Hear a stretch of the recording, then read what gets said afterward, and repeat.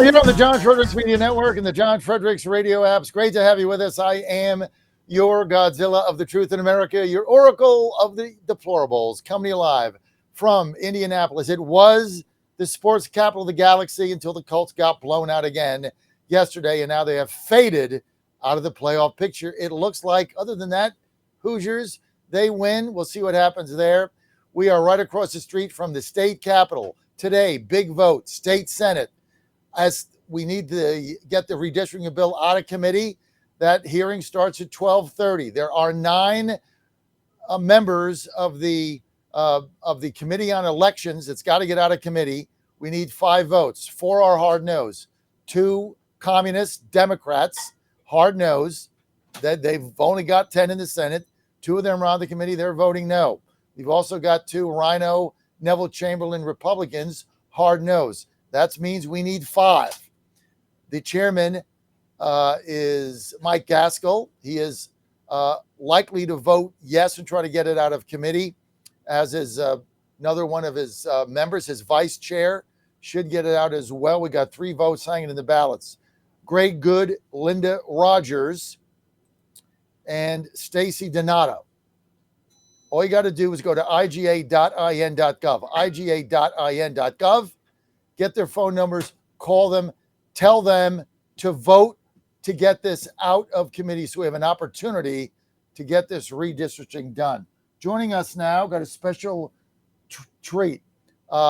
Local and national radio talk show host all over Indiana, Tony Katz, is joining us. Got Doug Mastriano coming on in a few moments. Tony, great to have you with us. Good to see you, man. Good to be here. I like the bus. Okay, we're rocking and rolling right outside of the Capitol. A little colder here in Indianapolis than we anticipated from Washington, D.C. It doesn't really get this biting cold, but look, first order of business, would you just give us what the hell is going on here? You've got 40 out of 50 state senators are Republicans in Indiana. They got a 40-10 lead.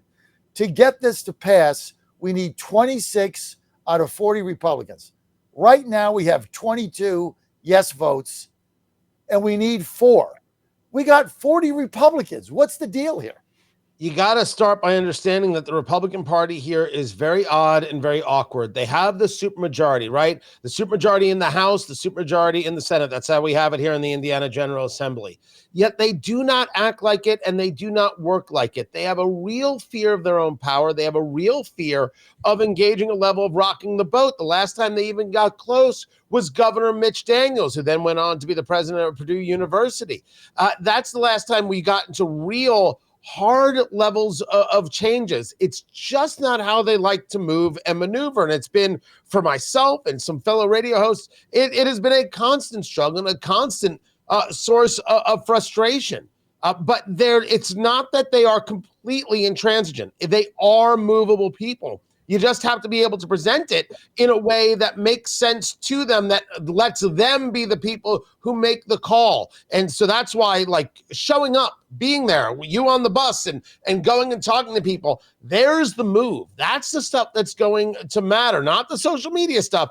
I swear to you, they don't pay any attention to it at all. It is the other things that can move this to a vote. And I think that your analysis is correct on what we're looking at, who we're looking at. And no one should think that this is a done deal coming out of committee. I think it's more probable than not, knowing the state, but they may keep it in committee to keep it from going to that main vote and spare people the embarrassment of having to pull a lever. Here's what's gonna happen. Tyler, put those names back up. We know that we got 2 votes. We need 5, right? So you got 3 that no one knows what they're gonna do. But here's the reality. Stacy Donato, Linda Rogers, and Greg Good. We got a news flash. If you vote no, if any one of you vote no, you need to find a new line of work. MAGA Inc. will come here and spend 7 figures, Tony, a piece plus. La Savita is going to be staying at the JW Marriott downtown for 90 days. Chris La Savita. They're not messing around, Tony, and if they vote no, they're gone. Comment on that. So the argument there is whether or not the Republicans in the state of Indiana look at that. Chris LaCivita running Donald Trump's campaign, doing an absolutely incredible job of it, whether or not they have a level of concern. Nothing that I have seen, no one I have spoken to, no source that I have, no conversation that's been engaged as you're passing to people in the hallways, no conversation has shown me that a Republican in the state of Indiana is concerned. And so that's an interesting kind of tell as to where they are. They're very much in the case of, if you think you can get angry at us and try and take us out of our position, go ahead, prove it. That is the game that they are playing. That is the willingness that they have. Now, that could be offensive to you, John. That could be offensive to your audience all over the place. I'm telling you how they play it. Nothing about the threats. And this is, for a lot of people, maybe the first they're hearing about the levels of money, and I'll take you at your word for it.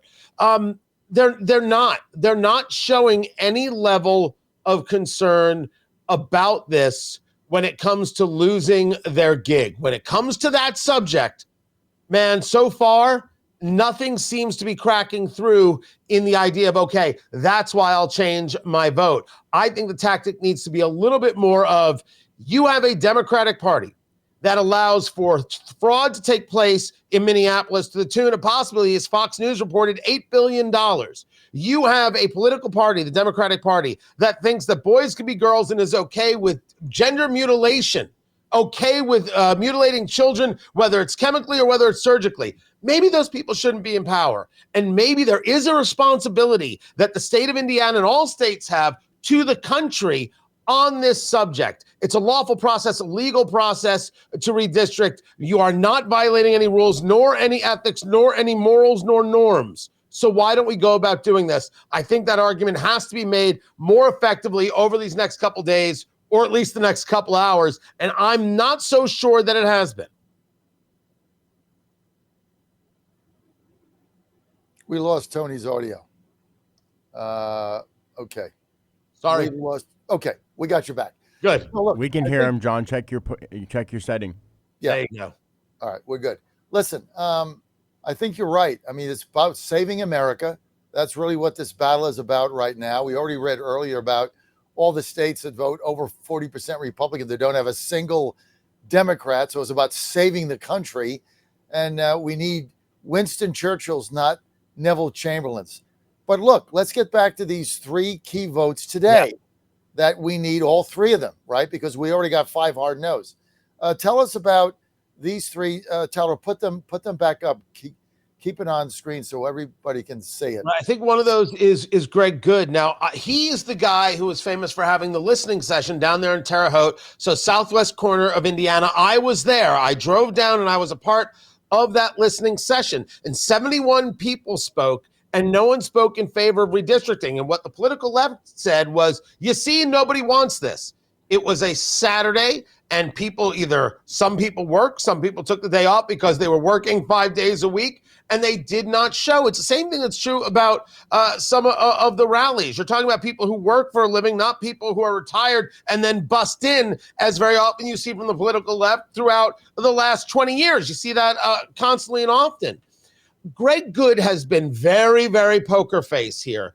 And I would argue that so he goes, the others will go. He is in a district that wants to make the claim that they're a little more bipartisan than everybody else. I would argue that Greg Good, as a Republican, even if he votes against redistricting, will still have a hard time in future elections. That's my take, because that's always my take. Take a look at what Henry Cuellar just did, taking the pardon from President Trump, and then President Trump is shocked that he's still voting as a Democrat. That's the way this is going to go. So he's the guy I'm looking to. He has played a very, very poker face. I do think it is possible that he is a guy who comes aboard and says, at least let's bring it to a vote. So if Good is the guy voting for this out of committee, I think you could see the other two follow. That would be Linda Rogers and Stacey Donato. Tell us about them. I can't give you too much of a primer on them. This is a state where there's a tremendous level of backbenching, if you will. People are desperate to stay under the radar. So once you get out of Todd Huston, who's the Speaker of the House, out of Rod Bray, who's the Senate Pro Tem, the leader of the Senate, you don't have too many names that like to make a fuss and like to make a lot of noise. They pride themselves on being this kind of thing. So to the extent that I can give you some real details about where they're thinking, that's not the kind of stuff that's getting talked about in any conversation, anywhere, no matter the subject. The senators here, they are not talkative with media. Trying to get them on radio is a near impossibility. It's extremely difficult to do, extremely difficult to get those kinds of interviews done because they just don't want to have it. If they figure the quieter they are, the easier they can get out of any trouble and not walk themselves into any trouble, as opposed to engaging. When you're looking at a communist takeover of the United States, you got to get off the back bench, get out there. We had Mike Gaskell on today, who's the chairman of the committee, supposed to be on at 8, canceled late last night. Then wouldn't return my call or text about tomorrow the next day. So look, fear is set in. There's no doubt about it. But the pressure is there, and they're not going to be able to avoid the scrutiny, the limelight, the media. You can't do it when you've got this level of a vote at this time. So Tony Katz with us, nationally syndicated radio talk show host, also the man in Indiana. He's on a bunch of stations here, very locally well known. Tony, so you believe that Senator Stacey Donato and Senator Linda Rogers go the way it goes for? That's great. Right. Good. Right here, right now, you and me, John, hanging out, having a drink. That I think that's the way that one goes. That's my take. Can they surprise me? Of course they can surprise me. Remember, this was the state Senate that said, we're not taking this up after Governor Braun called it. And then, okay, they're not taking it up. They're going to defy the governor. And then the House of Representatives here under Todd Huston said, we're having a special session, which made the Senate say, okay, we'll have it a week later. So this was happening, then dead, now happening.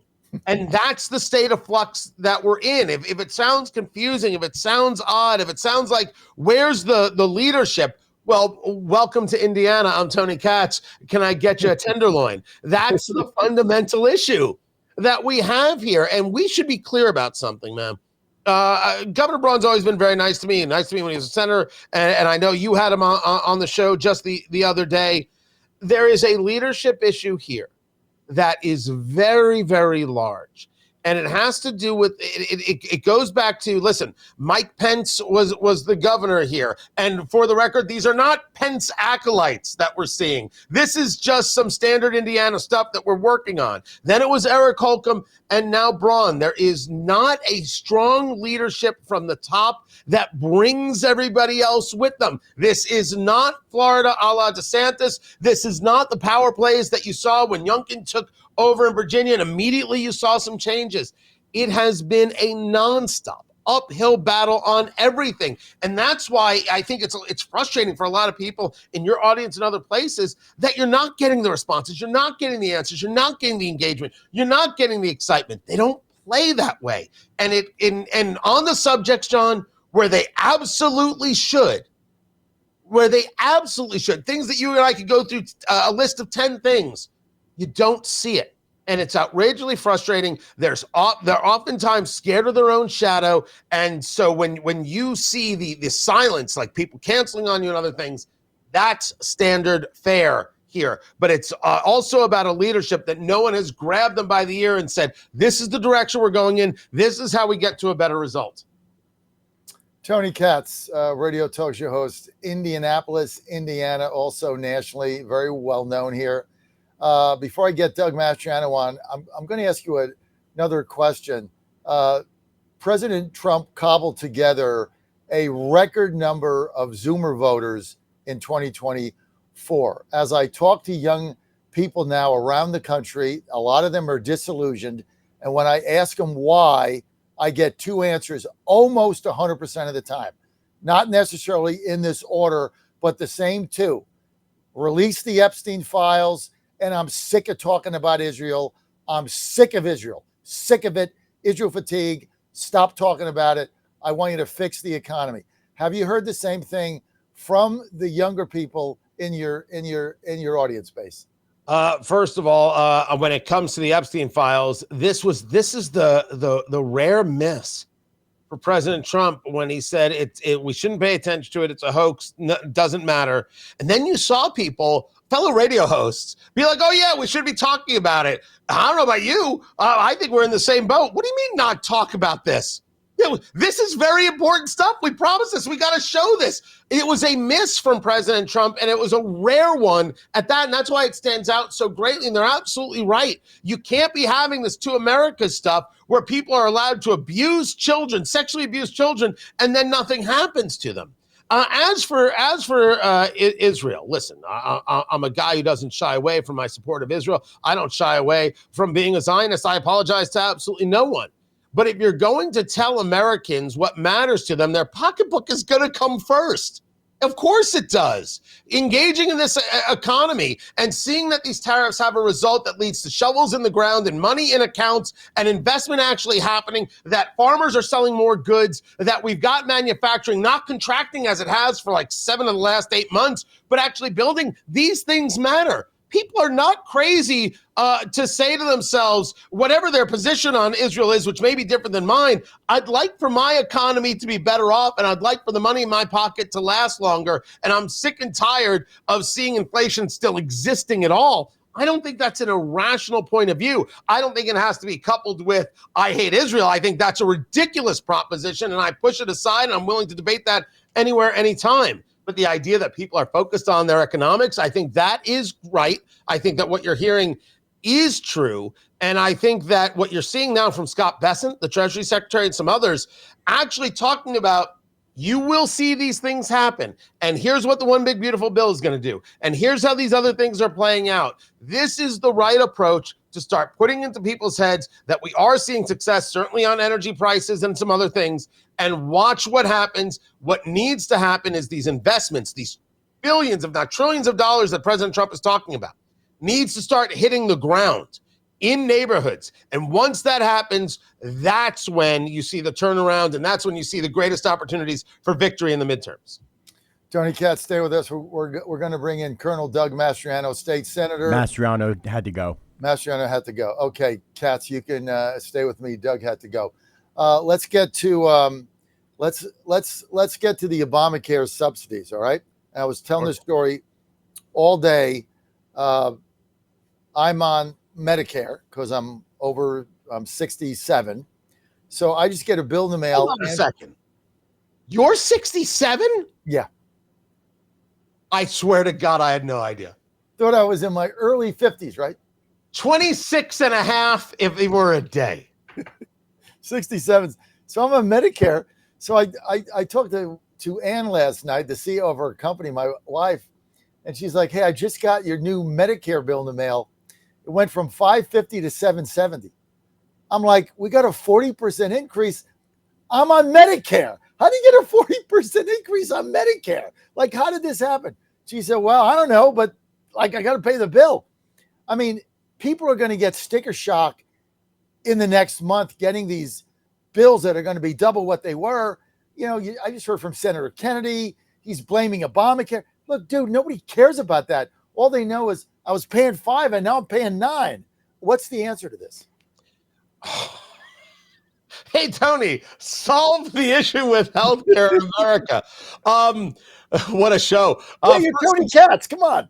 First things first, we need to separate the two things, healthcare versus health insurance. So I do not favor any type of universal healthcare whatsoever, because universal healthcare is slavery. If someone is entitled to healthcare anytime they want the healthcare, that means that the doctor, the nurse, whoever is a slave to the person who wants the healthcare when they want it. And that's a serious issue. On the subsidy issue, I do believe, as we have seen, that Trump is willing to extend the subsidies because he wants to say, look how I'm keeping your healthcare costs low. And then look what I'm doing with Trump RX, and look what I'm doing with the drug prices and with the weight loss drug, the fat shot, as he calls it, and these other things. The real problem is that Republicans haven't offered up a solution or a fix or a separate plan to Obamacare in 15 years. So do I think that the subsidies are going to continue because Republicans feel that politically they're going to take a loss if they allow these prices to go up as yours are going up? I do, and I do oppose it. I just think politically they're going to do it. As for what can we do to bring down costs, I would start where I think a lot of people have started, which is who is getting these benefits to begin with, and are they supposed to be getting the benefits? Let's start by ensuring that everybody who needs the help is getting it, and everybody who is paid in are the people we're paying out to, and not those people who are abusing the system. This does connect to the story out of Minneapolis with the Somali nationals, Somali refugees, and others who were involved. But I think that's a worthy step one, and I find myself shaking my head in rare that one can be shocked in today's America that anybody would think that in and of itself is a problem. Their answer is, well, rich people would just pay more, there'd be more for the system. No, a program is not successful by how many people are on it. A program is successful based on whether or not the program has value, works, and how many people are able to remove themselves from it. So we need to be looking, I think, at that as a first step to the idea of how we bring these costs down. What are we overpaying? Where's the bloat? Tony Katz, live with me here in Indiana. I'm in Indianapolis. Tony, where are you based? You told me last night. I don't remember. Yeah, I'm just north of Indianapolis, a suburb here of central Indiana. Indianapolis is the driver for this state. It is where the dollar concentration is and the population concentration is. And that's why sometimes you get a skewed result when you take a look at the people showing up for things like being opposed to redistricting. Exactly. Indianapolis is bluer, but you go north, whether it's Fort Wayne, Huntington, those areas, you go further south into Brown County and further south there, that stuff's red. Tony, thanks for being with us. You can follow at Tony Katz, that's with a Y, at Tony Katz, Katz. Tony also on today, noon to 3 nationally. I'm going to be at the State House. 12:30 is the hearing in the State Senate Committee. That's Mike Gaskell's committee. Hopefully we can get these 5 votes and get it out of committee. Either way, I'm going to be there covering it. Maybe you'll invite me on your show this afternoon and I can give you an update. Tony, thanks for being with us. Talk to you later, John. All right, Tony Katz. We're going to go to a quick break. Joining us on the bus live here in Indianapolis, we've got Greg Gaskin is going to be with us, state senator, and a yes vote on redistricting. Trying to get some of the Neville Chamberlain types to go with us here. And when he does that, I've got a special gift for him coming up a little bit later on this week. Thanks for being with us. We used to be in the center of the world of sports galaxy in Indianapolis. And then the Colts started losing games. And now they're about to get knocked out of the playoffs. See ya, Colts. Titans win yesterday, first win on the road since, I don't know, Nixon. I'll be right back.